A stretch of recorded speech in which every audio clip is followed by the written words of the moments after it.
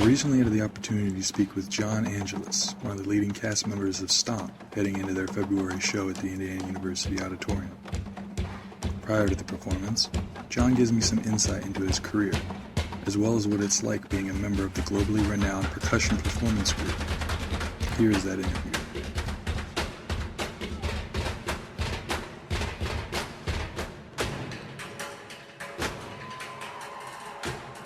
So John, I got down here that you're from Fort Worth, Texas, but you ended up going to TCU to study percussion? Correct, I did, yes. What got you started in interest in music? Was it just something as a kid you studied, or did you have any musical inspiration? I'm one of 5 kids, and we all had to study music. We all had to take piano when we were little kids. My parents made us all do it. And when we got into 5th grade, my parents were like, "Okay, you can either stick with the piano or pick another instrument." So I picked drums, and I've been playing ever since. It's 26 years now I've been playing the drums. What got you into drums? Did you have any bands that you particularly liked? It was honestly it was my older sister. She played the drums, but then she quit because actually a lot of the guys were giving her a hard time. She always regretted that she gave it up. But when I first, we had this whole drum set, and I was like, yeah, I'll take that drum set. And then I remember the first album I ever bought was Pearl Jam 10, and the drummer Dave Abruzzi, and I was like, okay, I want to play that. So I started playing that, and then I just started picking up all albums from that. That was my very first album I ever bought. And then I just kept on picking up albums from there and just started playing the drums nonstop. Okay. Did you happen to see, what was it? There's a drum movie that was up for an Oscar a few years ago. What was it called? Whiplash. Did you happen to see that? It was about a drummer? I actually didn't. I never saw that. But I heard a lot of great things about it. I heard a lot of... I heard it was a great movie, and I heard that he did Miles Teller, I think the guy who was playing, who was the drummer. I heard he did a good job, but I never got to see it. That's cool. So after that, you headed into a Drum Corps International. They're based out of Illinois, is that right? Yeah, the one I marched, the Cavaliers, based out of Rosemont, Illinois. I auditioned for it in 2001, and that was my age out. You age out at 21, so that was my one and only shot at it, and it was amazing. We ended up winning that year, world champions, and so it was. I marched snare drum, and it was amazing. I'll never forget it. So you said you actually started in 2001, the year that you won the championship. I think they won several championships after that and before that. But was that just one year? Yeah, or did you? Yeah, it was the 1 year I did. Because when you audition, that was the only year I auditioned for it, and it was you only get one shot. If you're 21, that's it. You only get one shot because after that you can't be in the show anymore. Oh, so really? Fortunately, I made it, and the Cavaliers ended up being world champions that year. So it was an unforgettable experience. After the Cavaliers, you had a few percussion groups and bands that you were in. Can you tell me a little bit about those? Say it again? After the Cavaliers, I got down that you were in a few different bands and percussion groups. Can you tell me a little bit about those? Yeah, one of the groups I was in was it was called 5 to 1, and it was a performance percussion group, and we toured with the Great Moscow Circus in South Africa and then Taiwan. Oh, wow. And it was a high energy, kind of marching percussion group, but it was just 5 of us. I'm sorry, 6 to 1. I don't know why I said 5. It was 6 to 1. It's called 6 to 1. Okay. And it was great. It was a really awesome experience. And then it was after that I actually got the call to audition for STOMP. But prior to that, it was just high school. It was all the college. It was just a bunch of. I was in a jazz band. We did a tour with the North Sea Jazz Festival tour, and then we did the Pori tour, Pori Festival in Finland, Jazz Festival, and then we did a jazz festival in Stockholm. So it was all mainly just college career music groups. Okay. But then right out of college, I got that group that's 6 to 1, and then right after that, I got called to audition for STOMP. So 6 to 1, how long were? Which was my second time to audition for STOMP. How long were you in 6 to 1? I just did the 2 tours. The tour, so it was about about, how much, the first one was about 5 months, the second one was about 2 months, so about 7 months total. Okay. So you said that you had your second audition for Stomp was out of, did you have one before you got into 6 to 1, or was there two? Yeah, I auditioned in 2005, the very first time, and then I auditioned in 2007. Okay. Now, for either one of those, do they scout you? Did you reach out to them and they didn't have any idea who you were until you kind of gave them your resume? No, I was not scouted. I reached out to them, and actually, the second audition I found out through one of the guys I was in the show with, 6 to 1, and he was playing Congress for The Lion King on Broadway. Oh, okay. And then he called me and said, "Hey, there's an audition happening," and I didn't know about it, and I went over there. Luckily, I made it this time. Now, the first one, did they give you any advice on the first one? That they wanted you to improve on something, or were they just looking for something different, or were they already kind of tapped out? They were looking for something. They were looking for something different. I believe at that time, you never really know. Now, being in the show, I know sometimes when they are hiring, there are particular skills that they would look for, whether it be dancing or drumming. And I wasn't really a strong dancer, nor would I say I am now. And maybe at that time that maybe what they needed, or maybe they needed girls more than a guy or something like that. So you never really know exactly what they're looking for at the time that they do auditions. But a lot of times it's just something that they see in the person at the moment that they'll train them, and then maybe that person is not needed for the show yet, but will be needed later. So it's always just kind of random. So was that the case for your second tryout? They an opening kind of came up and they remembered you from the first one and they reached out the second time, or was it one other one that you had to approach them a second time? No, I just showed up for the catapult audition the second time. Oh, okay. And so, say it again. I just said okay. So they you probably pretty much brought the same game that you brought to the first one, but this time they had a need for it as opposed to the first time. Yeah. I mean, I definitely had a little bit more experience with stage, or at least I haven't done that show that I did with at the Great Mountain Trout Circus. So, my game was definitely a little bit different, but sure. I wouldn't say I was an entirely different person as far as auditioning goes. Right. So for a Stomp show, from what I can see from clips and everything, it seems like there's a big entertainment element beyond just percussion. But you said you're not really that adept at the dance. Is there any other kind of entertainment that you've been fascinated by in addition to the percussion that you like with like Pearl Jam and such? Is there any type of band that what? I'm sorry. Do we know where we're going yet? Or? Yeah, you have something. Sorry, I'm driving the group car. That's fine. Yeah. Or you only step. Sorry, can you repeat Can you repeat the question, though? I apologize. Yeah, no problem. About you said something. Yeah. Basically, for Stomp, it seems like it's, from the clips I've seen, it's a little more than just percussion. There's a lot of entertainment aspects to it. Like one of them you mentioned was dance that you actually weren't that adept to. Is there anything else entertainment-wise growing up or even now that you kind of wanted to bring into your arsenal as far as acting? Facials, I know on stage are a big thing. It's about showing personality more than just your skill on the drums. So is there anything entertainment-wise that's caught your eye beyond dancing, like you said you weren't really into, that maybe you've used in the show or you've learned and kind of developed over the course of the time that you've been on Stomp? Honestly, I learned a lot in the show more than anything. My rudimental percussion training and anything that I did in college, as far as like jazz band or anything like that, or orchestra, all that stuff had some sort of play and how I present myself on stage as far as performing wise.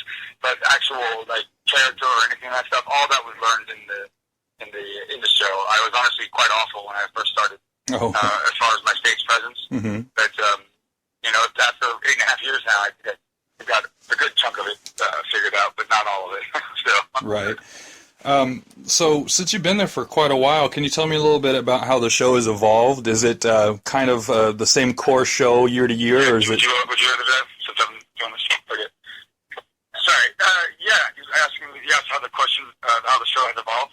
Yeah, since you've been there about 8.5 years, you said. So is there a same kind of core show to year, or is it completely different year to year? Just a little bit of elements change or stuff like that? It changes. It changes with cast members. It also changes with the music that we play and the props that we use. The creators come in, I would say, since I've been in it about every 2 years or something like that, and they change it up, whether learning new props, learning new numbers, or also with just new hires, new castmates, which changes the show significantly because everybody has a different background, which makes them unique to the role or whatever they're performing at that they got hired for. So it's very exciting. It's a really different experience ever since from now. The show now is way different than when I first started, and even the roles that I'm doing now, I don't do the same role that often that I started with. But yeah, there's new cast members, there's new numbers, and even the numbers that are kind of the same. Like we always start off with brooms. However, the brooms they change the music of it, and so they change some of the choreography. So with all the changes that they make, it makes it exciting for those of us who have been in the show for quite some time as well. You say that you've had a role change or two since you started. What would you say that your role was when you first got there in comparison to what it is now? Well, the role when I first started was the actual character's name is called Potato Head. There's no speaking yet. It's just the names they were given when they were created. But there's no speaking in the show, so there's no reason why you would know that he's called Potato Head or why he's called Potato Head. Right. But that role in particular is very drumming oriented. It's not necessarily dealing with the audience that much. We're just working with the cast, and then the lead role of the show, which is called Sarge, you're really kind of like his right-hand man as Potato Head, and you really kind of help hold down the music. Where the role that I'm doing now, more often than not, at least on this tour, is full-time, I'm doing Sarge. So I have more interaction with the audience actually now. So the stage, the presence, and the performance is completely different because I'm not just responsible for music, but also responsible for the pace of the show, and then also just the audience interaction as well, more so than Potato Head. So now that you're Sarge and you've been there going in on about a decade, would you say you're the senior member of the group, or there's still some members there that have been there a little longer? In this particular company that I'm in, this touring group right now, there are about maybe 3 people who have been there longer than I have. Okay. Earlier you mentioned there's you said something about creative in regards to how it changes from year to year. One of the questions I had for you is, as far as the creative process, is that something that the entire cast gives their input in? Maybe if you have an idea for new props to use or new themes to each little skit that you've got. I know that sometimes they've got trash cans. Sometimes I saw pictures of you with a water jug and a shopping cart. Is that something that everyone contributes to, or is there actually a sectioned off group of people who are acknowledges being the creative team, and they kind of come up with the ideas? Well, the creative team is still Luke and Steve, who are the creators of the show, and they have their crew, maybe some original stompers or stuff like that. But Luke and Steve really do write create all the stuff as far as the selecting the props and writing the music. There are times once the music is written, once an individual cast learns it, there are moments in any given number for whatever your specific abilities are to either improv or to create or to add to the number. But technically, we don't really do anything as far as writing the show. It's all Luke and Steve who write the show. And then once they hand over a new piece to us, and once we learn it, then, things happen where a certain cast can make it their own, whether it's through movement or through music. But it is not, nobody actually sits there and says, hey, I think we should do something with these props, and then the creator. I mean, it might be something you might take into account, but more often than not, probably not. All right. So Luke and Steve handle the music and the props. Do they also handle the choreography as far as dancing goes? Yes, yeah. And, it's not like a dance show where you would sit there, because it's very physical movement, very rhythmical movement. So it's not like you're dancing that you would necessarily, as a group, need specific type of training for. However, there are people who do bring specific types of training of certain styles of dance into the show that they will present at a certain time that they choose. As far as the whole ensemble, there is no dancing that they would need to train. There's choreography as far as positioning. Sorry, there's like car horns just going off. You're fine.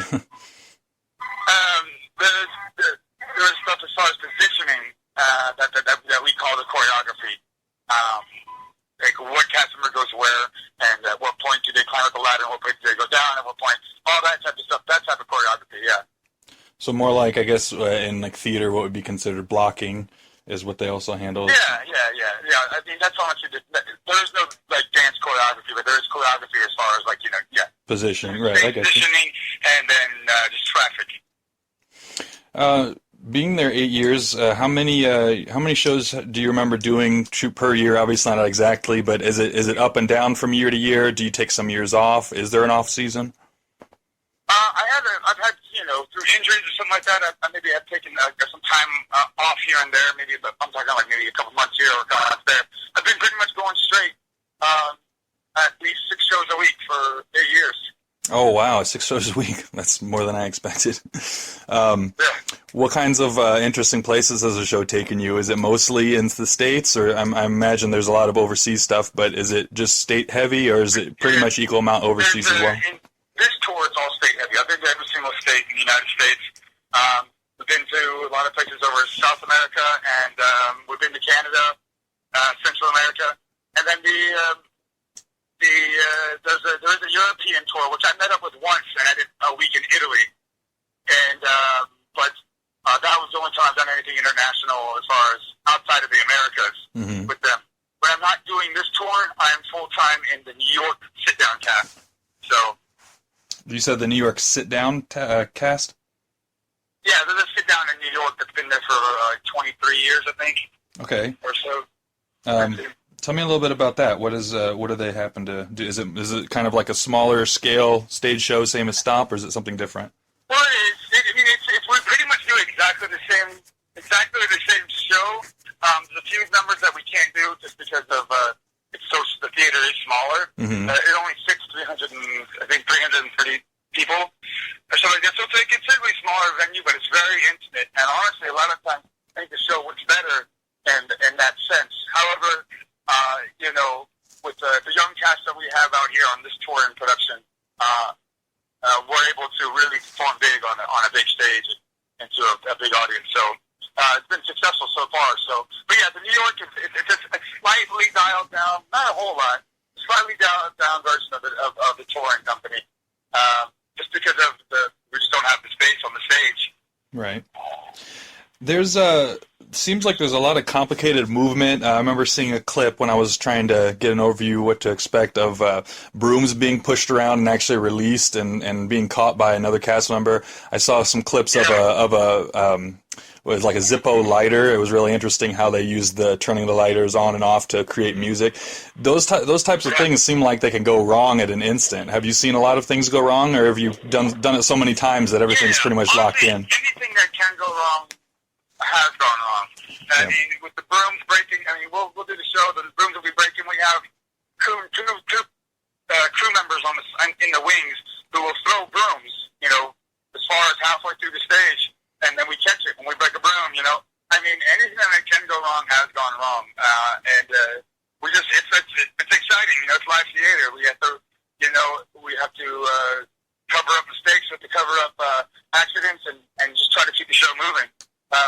Sometimes it makes for very exciting, sometimes it makes it very scary, but literally, with props breaking or with people falling or anything, it's every night you have to be on your toes, sure. Another thing I was going to ask, you said Europe, Canada, South Americas. Is there any aspirations to head into Asia at all? Because I know even with the language barrier, it seems like music and particularly emotions trends kind of, given through expression and then the personality that you show on stage would be pretty much translate anywhere you go. Yeah. The show has been all over. They were in Asia recently. I know that they were in the Philippines recently. They go all over the place. Okay. And I know they've been just from stories I know they've been in Japan. I know, but the show does work everywhere we go because there is no language, and the music, the rhythm, it's all derivative from different cultures. So any song that we're playing with our any rhythm that we're performing, it all somehow is relatable to any culture we go to. You can any song, any place they're enjoying right now, they can relate to at least one piece in our show, because the show, the rhythms that they pulled in when writing the show, derivatives from all around the world.